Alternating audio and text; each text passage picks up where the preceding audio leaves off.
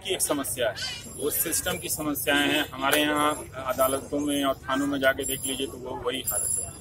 लेकिन जिन लोगों ने देखा और वो चुप रह गए, मेरे हिसाब से वो हमेशा के लिए बीमार हो गए।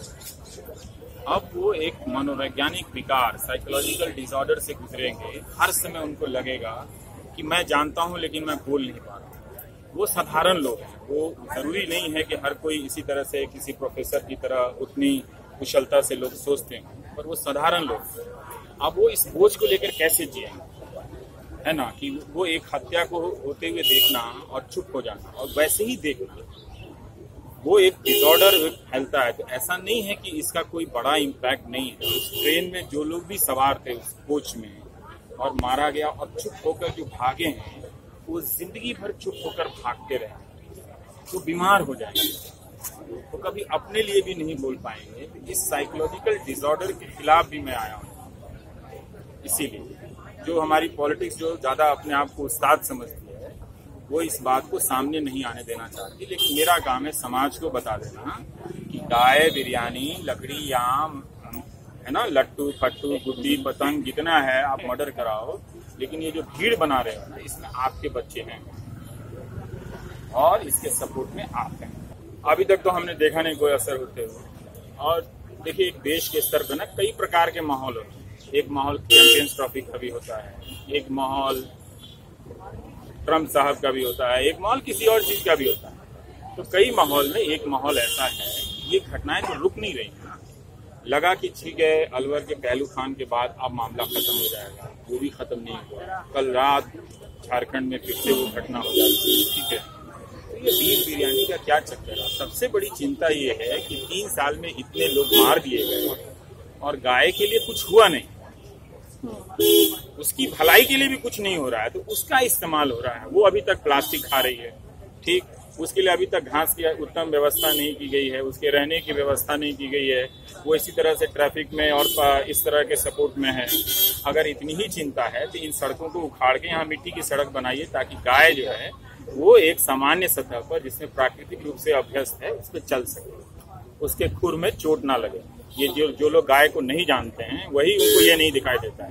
मैं गाय को जानता हूँ, इसलिए मुझे दिखाई देता है कि पक्की सड़क पर चलने से गाय को बहुत चोट लगती है, तो पक्की सड़क को हटा देना चाहिए। अब ये ऐसा करें, नहीं तो फिर गाय के लिए भी तो कुछ करेंगे ना। गौशालाएं आपने कितनी बनाई, कहाँ बेहतर कर पाए हैं? कहीं तो आप बेहतर नहीं कर पा रहे। हर जगह, हरियाणा में ही एक संत साहब हैं, वो इस बात का प्रदर्शन कर रहे हैं कि गौशाला की जो जमीन होती है, बहुत लोगों ने अच्छी नीयत से जमीन दान की है एक समय पे, और उन सब जमीनों पर कब्जे हो गए। 1 एकड़ जमीन भी नहीं छुड़ाया इन्होंने आज तक। तो आदमी मार दे रहे हैं, लेकिन गाय की भलाई के लिए, वो जिंदा रहे, खुशहाल रहे, उसके लिए आप कुछ नहीं करते। अब जो चुप होता है वो कौन लोग चुप होता है? वो चुप होता है वो राजनीति के कारण। वो राजनीति क्या पैदा करती है? वही जहर। उस जहर का नतीजा क्या है कि ट्रेन में चलने वाला कोई आदमी सिर्फ बीफ या बिरयानी या दाढ़ी देख के किसी को मार देता है। उसी मुसलमान कोई नहीं मारा है, वो हिंदुओं को भी मारा है। जो तमिलनाडु के ऑफिसरों को मारा, वो तो हिंदू थे, तो उनको भी मारा। एक बार जब ये आपकी ऐसी तैयारी हो जाती है, तो हम फिर राजनीति आपका इस्तेमाल किसी के खिलाफ भी करें, क्योंकि उसको ये भीड़ जो है ना इंटैक्ट चाहिए। जैसे ही लगेगा कि उस कोने में 10 लोग उसके खिलाफ जा रहे हैं और उसका गणित बिगड़ सकता है, तो बाकी 90 को उसके खिलाफ वही टेक्निक लगाएगा जो बाकी जो अकेला जो ट्रेन में किसी को मारा है। इस पैटर्न को समझिए। ये स्वतः होने लगती हैं, लेकिन ये स्वतः होती रहें, इसके लिए लगातार तरह तरह के अफवाह आपके दिमाग में पूरा भरोसा जाता रहता है। एक से एक व्हाट्सएप हिस्टोरियन पैदा हो गए हैं, फर्जी लेके बैठे। तो आपको हमको क्या पता कि कोई आदमी देख के क्या किसको मान लिया, किसको नहीं मालूम। सर, ऐसी जब राजनीति जहाँ पर इस तरह को जस्टिफाई करती है, जब स्पोक पर्सन की बोल के नहीं करती है, कोई बोल के जस्टिफाई नहीं करते, चुप होके जस्टिफाई करते हैं, या 4 दिन बाद खंडन करने की औपचारिकता से। रोज ये व्हाट्सएप का मटेरियल तैयार होता है झूठ वाला, वो क्या आप तैयार करते हैं? नहीं, वो किसी कारखाने में तैयार होगा जिसको हम और आपने अभी तक देखा नहीं। हम तो यही चाहते हैं कि वो खुद को जरा ध्यान से सुने। वही भाषा उनके घर में अगर बच्चा बोलने लगे, और वही भाषा और वही सोच के उनका घर का बच्चा सदस्य सड़कों पे उसे लागू करने लगे, तो उनके परिवार की क्या दशा होगी? सर, ये 1:11 का रेशियो है। एक आदमी को मारने के लिए 11 लोगों की जो भीड़ है, तो 11 हत्यारे कहाँ से पैदा हो? उसी सोच वाली फैक्ट्री से पैदा हुए। एक उसमें तो कोई भी आ सकता है। जो हो रहा है उसके खिलाफ बोलने की जरूरत है। बहुत सारी अच्छी चीजें भी हो रही हैं, लेकिन ये एक बुरी चीज है।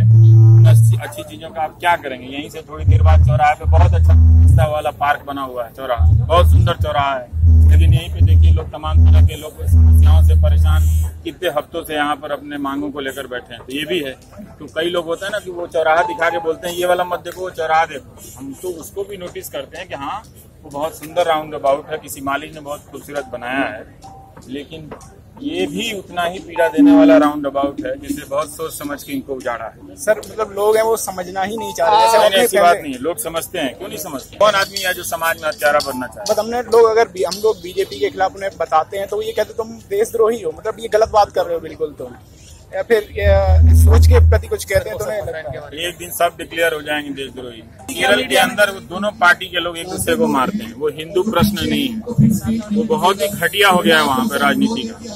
वो दोनों पार्टी के लोग एक दूसरे को मारते रहते हैं। जरा ठीक से गूगल कीजिए ना, और जो सजाएं हुई हैं उसमें दोनों पार्टी के दोनों तरफ के लोग उसमें जेल गए हैं। बहुत विभत्स है केरल का, तो केरल की जो हिंसा है तो, लेकिन उसका एक पक्ष लेके उसको हिंदू मुस्लिम करने की कोई जरूरत नहीं है। वो जरूर पूछना चाहिए, इनको पूछ सकते हैं, जो अभी सत्ता में है वो पूछें, उनकी ज्यादा जिम्मेदारी है कि उसकी मेरी जिम्मेदारी है। ये तो सभी की जिम्मेदारी है। मैं उस सत्ता में वो कहता है कि जो मीडिया जो है इसको हाईलाइट नहीं करता, इसको करता है। किसको नहीं हाईलाइट करता है? कैसे? तो आपको पता कैसे है? कैसे नहीं हाईलाइट है? सब जगह हाईलाइट है भाई। मैंने खुद केरल पे कार्यक्रम किया है। सर एक चीज अब आप कहेंगे मणिपुर पे क्यों नहीं किया? भाई ना मणिपुर हम गए ना हमारा संवाददाता है, तो हम क्या करें? नहीं है तो नहीं है, नहीं गए तो नहीं गए। जो हम कर सकते हैं वो हम कर रहे हैं, लेकिन हम पत्रकार हैं। अखबार थोड़ी है कि सारी खबर लेके हम ही छप जाएंगे।